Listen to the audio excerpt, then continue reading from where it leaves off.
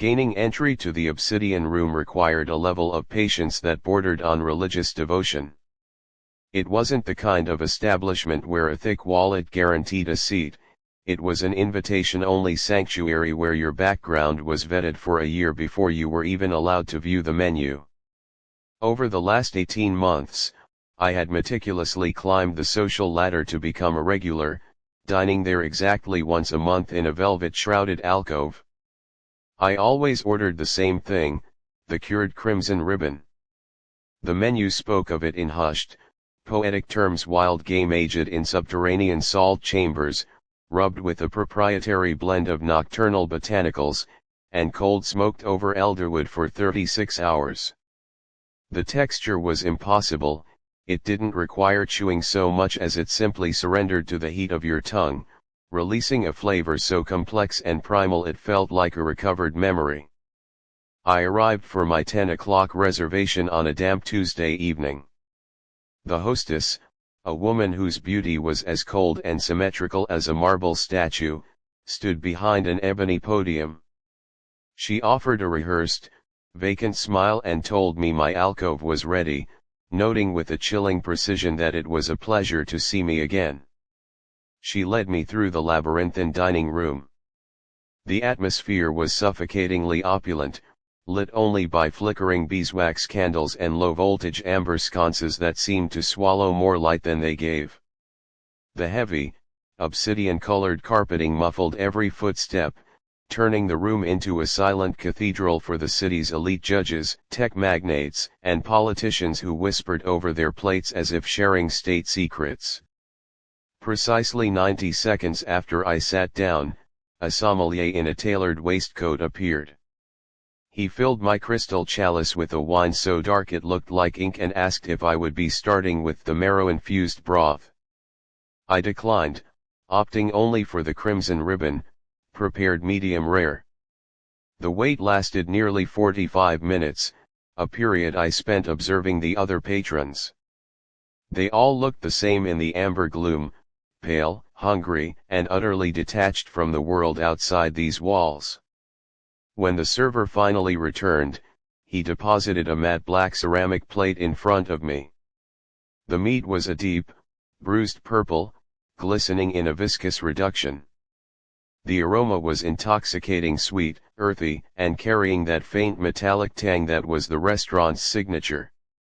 I picked up my silver knife, which slid through the fibers without the slightest resistance. The first 3 bites were ecstasy. On the fourth, however, my teeth met something that didn't belong. A violent, jarring crack echoed in my skull, followed by a blinding spike of agony that radiated from my lower jaw to my temple. My eyes watered instantly. I clamped a linen napkin to my mouth and emptied the contents into the dark fabric. After ensuring my teeth hadn't actually shattered, I peeled back the folds of the napkin. Tucked within the chewed, dark meat was a tiny, hard object. I fished it out with trembling fingers. It was a micro-cylindrical capsule made of medical-grade titanium, less than half an inch long, with several microscopic, curved prongs extending from its base. It was a piece of high-end surgical engineering. The sommelier appeared at my shoulder, his presence so sudden it felt supernatural.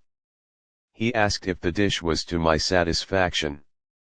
I clenched my fist around the metal object, hiding it in my palm, and forced a steady voice. I told him the meal was phenomenal but that an urgent business matter required my immediate departure. He looked at my nearly full plate with a flicker of something that looked like predatory curiosity, but he eventually bowed and retreated to fetch the bill. I paid, left a heavy tip to avoid any lingering questions, and stepped out into the freezing night air, my jaw throbbing with every heartbeat.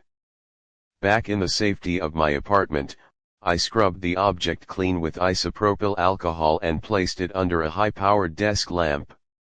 Using a jeweler's loupe, I spotted a microscopic alphanumeric sequence etched into the collar, BioNK77V2. My search through public databases yielded nothing, but when I accessed a specialized biomedical procurement archive, I hit a match. It was a specification sheet for a wireless, microtranscatheter pacemaker, a device designed to be permanently anchored into the right ventricular apex of a human heart. My breath hitched.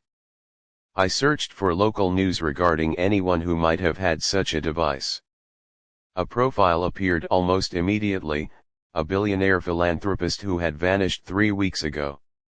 The report mentioned he had recently undergone a pioneering cardiac procedure to implant a next-generation micro-pacemaker. The horror was a cold weight in my stomach. I wanted to call the police, but I knew how I would sound a man claiming an elite restaurant was serving human hearts based on a tiny piece of metal he found in a steak. I needed proof. Driven by a desperate, sickening need to know for sure, I dressed in dark tactical gear and drove back to the district at 3 in the morning. I parked blocks away and crept down the narrow, industrial alleyway behind the restaurant. I hid in a gap between a brick wall and a massive recycling bin, directly across from the loading dock. After 2 hours of shivering in the dark, a matte black, unmarked van rolled silently into the alley.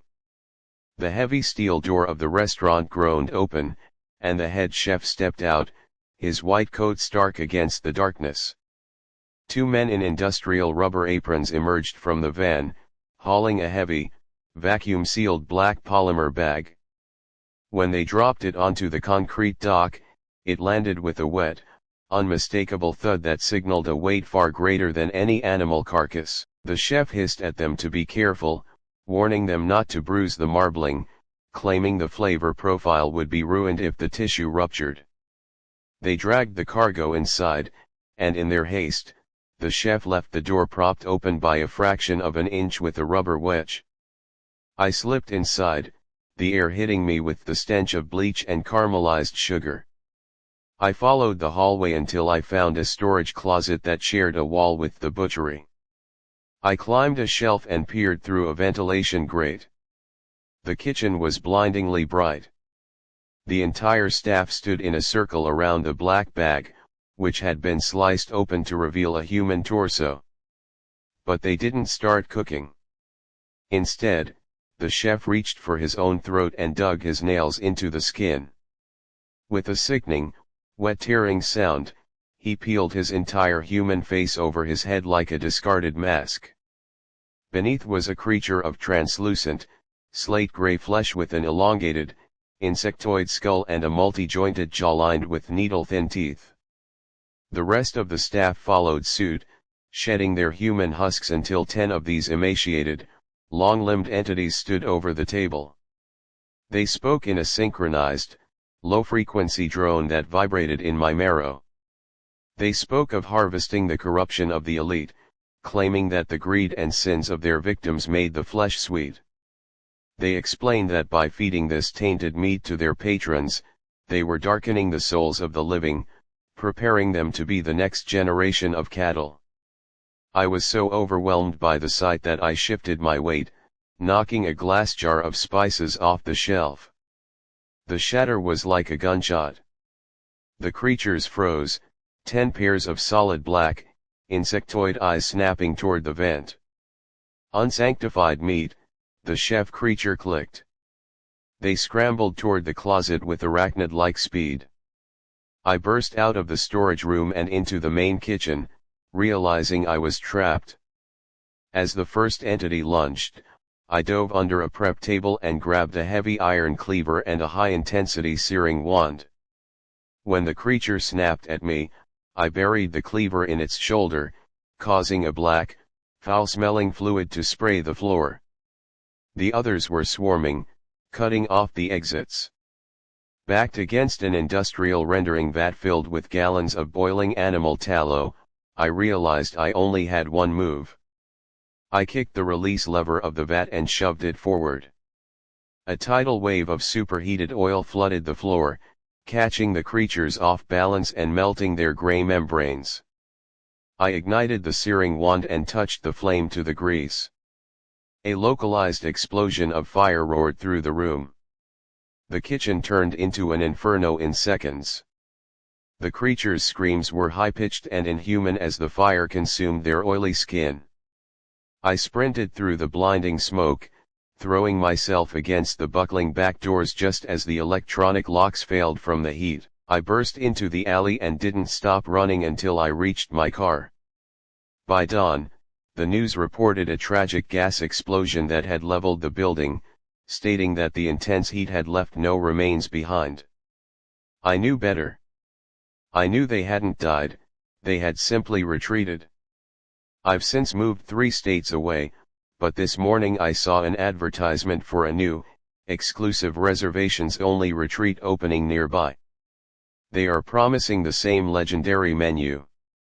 If you ever get that invitation, if they tell you the meat is like nothing you've ever tasted, run. They aren't just feeding you, they are waiting for you to ripen.